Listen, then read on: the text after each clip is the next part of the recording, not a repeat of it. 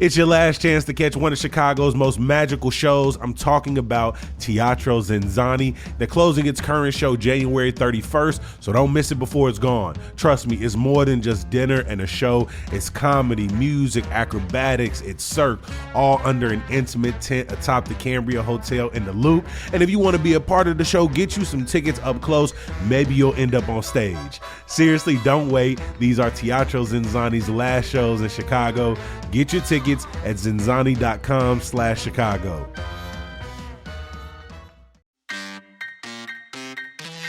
Chicago knows how to kick off a new year, and that's with great food. That's right, Chicago Restaurant Week is back from January 23rd through February 8th. The 19th annual event produced by Choose Chicago features prefix menus. I'm talking $30 for lunch and brunch, $45 and $60 for dinner at more than 500 restaurants across the city. You can use the website to see the full list or filter by cuisine type or use the map feature. But pro tip, make your reservations as soon as possible because they go quick. Explore participating restaurants and menus at ChicagoRestaurantWeek.com and book your tables now.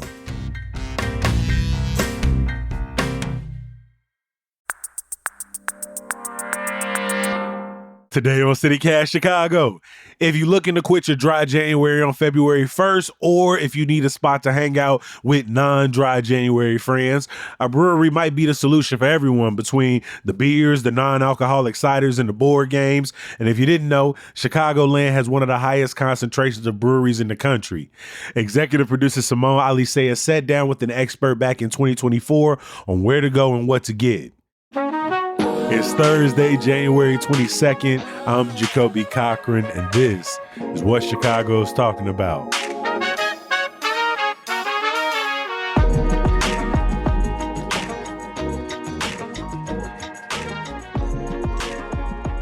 One thing that I find kind of interesting about Chicago is that we actually are one of the powerhouses of the brewery scene here in the United States. I mean, that's something that most other cities would have on billboards, like stretching all the way across the skyline, but we just don't talk about it. Adam Drakulic is the founder of Chicago Walking Brewery Tours. Adam, welcome to CityCast Chicago. Yeah, thank you for having me. This is awesome. How did we kind of get here? How did Chicago get to this place of having so much brewing happen, and yet we kind of take it for granted? Yeah, it's interesting because if you look at our history as a city, we've gone through a lot of ebbs and flows, a lot of peaks and valleys. So, for example, like when we first started as a city, we've always had brewing be a part of that city fabric. Because when the city was founded back in 1833, we have records of 2 taverns that existed right when the city was founded. And they didn't get steady shipments of beer from the East Coast breweries that existed. So they had to brew their own beer to make sure that they had enough supply so that people would be able to go to the bars and drink. And then 2 years later, we had our first brewery spring up. And then that brewery actually wound up burning to the ground in the Great Chicago Fire. And when that happened, we actually had most of the city burned down, of course, and we lost a ton of breweries. But then even more would spring up. We had about 60-something breweries that existed right at the turn of the 20th century. And then Prohibition happened. So then we lost half of those breweries. And then we had consolidations. We had different technologies like refrigeration that made these conglomerates possible. And then in 1978, we had our last brewery close from that old wave of breweries that happened before. And then it wouldn't be until 10 years later in 1988 that we get our first brewery back, which is Goose Island. And then we went from literally nothing in the 1980s to 225 that exist today. But I guess, like, is there something about Chicago, you know, the water, the wheat, the products that are here, the people, is there something that keeps beer coming back to Chicago? Yes, I think that there's really a couple different catalysts that really make it possible. Number one, we have the Siebel Institute. So the Siebel Institute of Technology is actually one of the world's premier educational and research centers for beer and brewing. And you have people that will come to Chicago to get their master brewing certificate. So that program has you do about half your time in Chicago and then the other half of your time at the Doman Institute, which is located outside of Munich. So you have people, for example, like at Dovetail, they actually met as part of this program. And then they wound up deciding that they wanted to open up their own brewery in the shape of those European breweries that they found when they were studying at the Doman Institute. And then they make Chicago their home. The other thing that we have is, of course, Goose Island being just such a titan in the industry. They were actually a springboard for a lot of other major breweries as well. Revolution, Three Floyds, Off Color, Half Acre, and more kind of trace their lineage back to Goose Island. And when Goose Island opened up in 1988, there was only 40 breweries in the entire Midwest. So they were a massive sort of draw. I think what really kicked it off as well was that the state wound up giving a lot of support to help breweries really take off. So in 2011, they passed legislation to make it easier for breweries in the state to open up. And they allowed all the breweries to really go past that sort of traditional distribution model. And they allowed breweries to self-distribute. And because of that old sort of industrial past, we had a lot of land. We had a lot of warehouses. We had a lot of space that was available. So like Goose Island, for example, when they started with their Clybourne Brew Pub, they actually were started in a building that used to manufacture brewing equipment. For other people to brew elsewhere in the country. Yeah, so this was all the way back at the beginning of the 20th century. That warehouse that they started in used to make equipment. And they found like a lot of old brewery equipment that was made there. And you look at Malt Row, for example, that used to be all warehouses. But then some of the breweries that moved into there, they're like, this is awesome. We have all this space that we can use. We're close to public transit. Like, let's go ahead and start breweries. So obviously, Chicago's brew scene, diverse, is a wealth of beers to be had, long history. So I think that brings us to, what are your favorite breweries to stop at? Oh. You got to narrow it down. I narrow it down. I think what I love about this city more than anything else is that it's really more of a what am I in the mood for type of question. If I want that like classic German lager, Hefeweizen, I want something that's going to be the most pure representation of that style, I'm going to go to Dovetail. If you're like, you know what, I want to do something that's more avant-garde, I want to do something that's going to really push the boundaries with the different things that you can add in, like spices, fruits, I'm going to Forbidden Root. Or I'm going to go to Off Color because they do some really interesting and fun sort of beers there.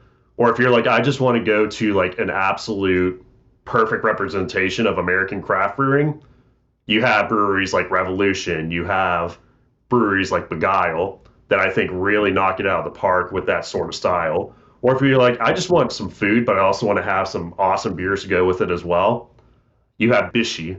You have breweries like Corridor.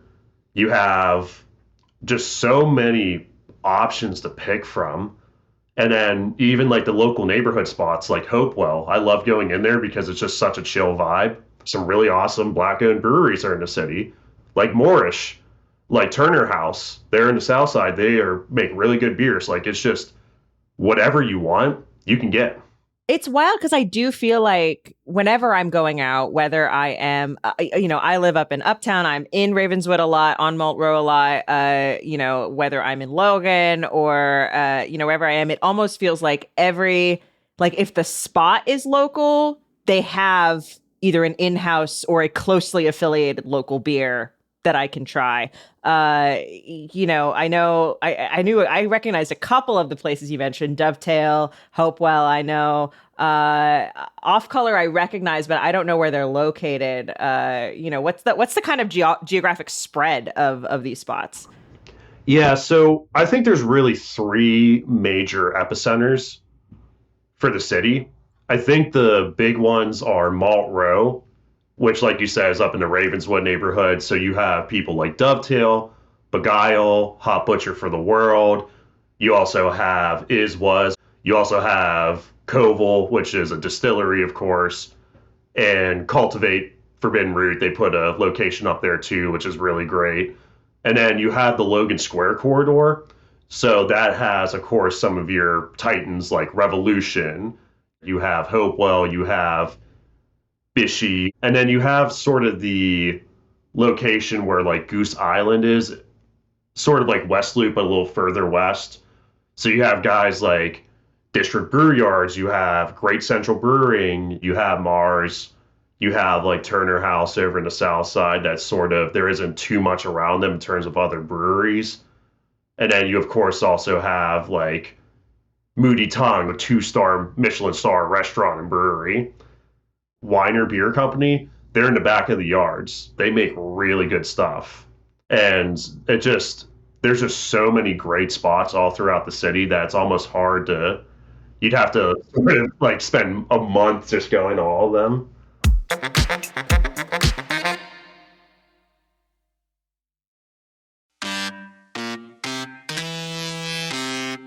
The most Tony Award nominated play of all time is in Chicago for 2 weeks only, and you've got to check out the legendary Stereophonic. Stereophonic tells the story of an up-and-coming 70s rock band as they record a new album, finding themselves suddenly on the cusp of superstardom. Will the ensuing pressure spark their breakup or their breakthrough? With the original music from Arcade Fire's Will Butler, catch Stereophonic from January 27th to February 8th at the CIBC Theater. And for more information, visit BroadwayInChicago.com.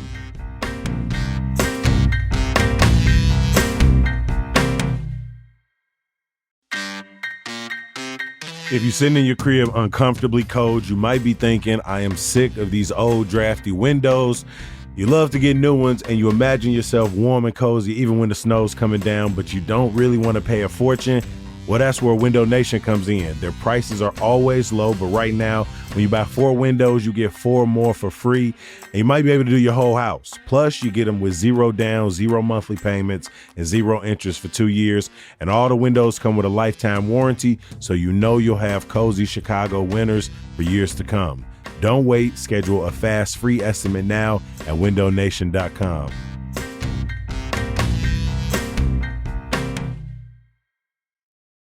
In wine tasting, there is all this like, there's so much that goes into it. And we talk about the bouquet and we talk about how to swirl and what does it feel like. And, there's just a lot of, it's just a lot that goes into it. And I feel like we don't talk about beer in the same way. Why do you think that is? And do is there a way we should be properly tasting beer? Yeah, I think part of the reason is when you think about sort of the stereotypes around the drinks. For example, with wine, you always think about the sophisticated, the sort of people there a little bit more highbrow, sort of a little bit more stuffy of an atmosphere, like the sommeliers. But really with beer, there is a lot of things that you really try to look for and taste for with a good quality beer. For example, like with a Hefeweizen, that's one of my personal favorite styles. You want to look for, number one, do you get those sensory elements that you're looking for with the Hefeweizen? Are you getting that clove and that banana taste? Is it going to be something that's more on the hazy color or is it more opaque? Because traditionally you want to make sure that the color is more on the hazy, burnt orange sort of end of things rather than being clear, because then that's a different style of beer. And then, of course, with taste, you want to make sure that you're tasting everything, you're smelling everything. And I think that there's a lot of nuance that people don't realize. And I think a big part of that's probably because for so long, we just had things like, the big domestic kind of flavorless beer. So everyone kind of thinks that's how all beer is, just sort of like bland, flavorless. But when you really get into it and you do like research into styles or history, you kind of learn that there's certain things that we're really looking for when you're just like, okay, I want a good Saison. I want to make sure I get that spice. I want to make sure I get that bubblegum flavor. If it's a sort of a funky Saison, I want to get a good amount of funk, but not too much to where it's overpowering. Or if you have a lager, you want to make sure that there's really clean, really crisp, clear. So I just think that for a lot of times people just don't know. So glad you talked about Hefeweizens and lagers because those are, relatively easy drinking craft beers. And I came of age in the IPA era and very much felt like craft beer was not my thing because I had all these dudes in my ear who were constantly talking about IPAs. And I was like, this is so hoppy. This is so unenjoyable. This is not what I'm looking for in a beer. How does that sort of, I guess, shape the sort of opinion toward or the disposition toward like the craft beer scene in general too? Like, can there be a little bit of snootiness even in the beer scene? I definitely think there is. And I think especially like you said, there's that sort of subset of people they only want IPAs that are extremely, bitter. They want to make sure that they know exactly what hops are going into it. And of course that does have a big flavor impact. And I think that there definitely is that sort of crowd. And then of course there's the sort of like stereotype that we have about the guys that have the flannel shirts and the big bushy beards that are in their now mid 30s or 40s that only drink the beer that tastes like somebody went out and mowed their lawn and threw a bunch of grass clippings into it. So I think there is room for that. And I definitely think that in some ways it's a good thing that we have that sort of accountability, if you will, of people that are really passionate and really know, like they're very much like, we know what we want. And first, a lot of breweries, like that's who your target demographic is. That's who you really want to make sure that you're playing well to them. But you also have to make sure that for someone like you that doesn't really want to have that sort of IPA, that you have enough out there to appeal to everybody. So I think it's a very hard balance that a lot of places and a lot of times struggle with. How do you get that balance and still stay true to yourself? So to that end, we mentioned several breweries that folks could check out, but I am curious about specific beers that you would recommend. Maybe let's start with, easy tasting, first time sort of easing your way into the craft beer scene. What beer would you recommend? Ooh, I always recommend if you're somebody that wants to bridge that gap, I always love a good Kolsch. For me, I think a Kolsch is kind of like that perfect sort of, it's clean. It's going to taste familiar if you're familiar with more just like a Miller or Coors or something, but it's different enough. I think Dovetail makes an excellent Kolsch. Solemn Oath makes a wonderful Kolsch. That's their flagship, the Solemn Oath Lou. I also love Beguiled. And then I've also had some really good Kolsches at like Corridor Brewery. And I think start off with something like that. Start off with something light, maybe a lager too. There's a lot of great lagers here in the city. And then kind of just expand from there. Because I think if you go in too hard and you go in for some of the more weird or funky beers out there, you're going to be turned off. To that end, for somebody who feels like they've had it all, they've tried, everything that Chicago has to offer, what would you recommend for someone who's a little more seasoned looking for something that is different? I think two places I really like to take people that feel that way are, I always love when I get a Forbidden Root because they always do something so different. So, for example, their one beer that I absolutely love is their Strawberry Basil Hefeweizen. No one's ever made a Strawberry Basil Hefeweizen as far as I know. Nobody does a porter with chai tea in it. Like, that's just Ooh. so many different fun, unique things that they make there.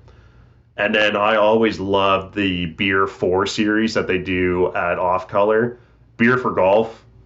I'm like, man, I wish you would just have this on tap all the time because it's a Belgian wit that has, I think, black tea in it. And it's really, really, really tasty.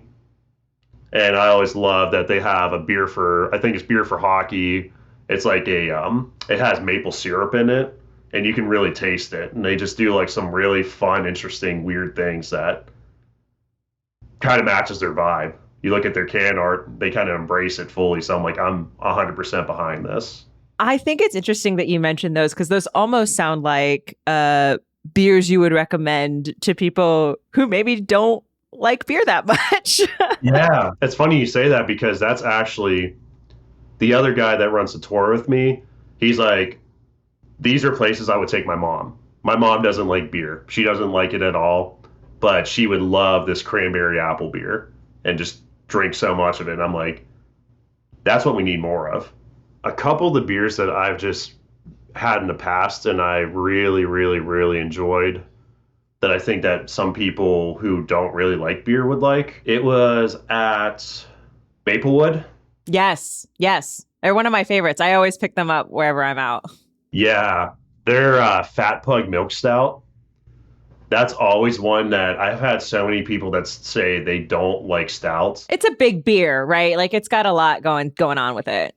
Yeah, you have like a certain predisposition to be like, it's going to be big, it's going to be heavy, it's going to be, you know, like really sort of intense. And then I pull out like a Fat Pug, pour it up for people, and they're like, huh, I didn't know that beer could be like that. I didn't know it could be like sweet. I didn't know it could be sort of, you know, light on the palate, well balanced. So I always love going there to take people that aren't really into beer. And then Cruz Blanca, I think, is another one too, because they do a lot of really interesting Mexican style lagers, a lot of interesting Mexican style beers. I had one beer there that was really interesting that was made with 100% corn. And it was really, really, really tasty. And it wasn't like anything I've ever had before. Because when you say corn, a lot of people think it's like a dirty word in the beer world. Because they're like, oh, it's just like cheap adjunct like lagers. Like, you know, it's just another Bud Light. And then I'm like, no, try this. And they're like, wow, I didn't know that corn could be this tasty in a beer. What do you think is the biggest misconception about Chicago's beer scene that you think people should explore and sort of confront? I think more than anything else is that I think a lot of people don't realize just how rich the history is. So one thing I always like to tell people, like a fun fact, everybody knows Chicago is like the city that has, you know, episodes of protests and civil disobedience and things like that. The first episode of that was actually about beer. The Great Chicago Lager Riot of 1855. That was the first time we ever had any sort of protest, civil demonstrations. So like beer has really been a part of the city's history. The way that the city's grown, the way that the city has sort of been shaped, like beer has had a major impact on that. I think what a lot of people don't realize is that this city, I think, really runs and kind of goes and thrives the same way that the beer scene goes and thrives. And now that we're at towards the point where things get a little bit more saturated, I think things are starting to shift and become more local, a little bit more focused on the neighborhood. Adam Drakulic is the founder of Chicago Walking Brewery Tours. We'll have a link with more information in the show notes. Adam, thanks so much for talking with us today. Yeah, thank you so much for having me. This has been awesome.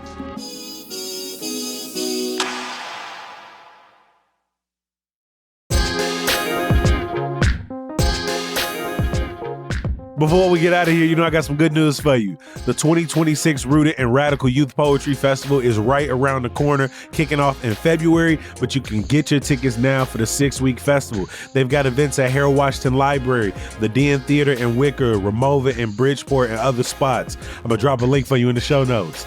As always, we appreciate you for listening and reading. We're going to be back bright and early tomorrow. We'll talk to you then. Peace.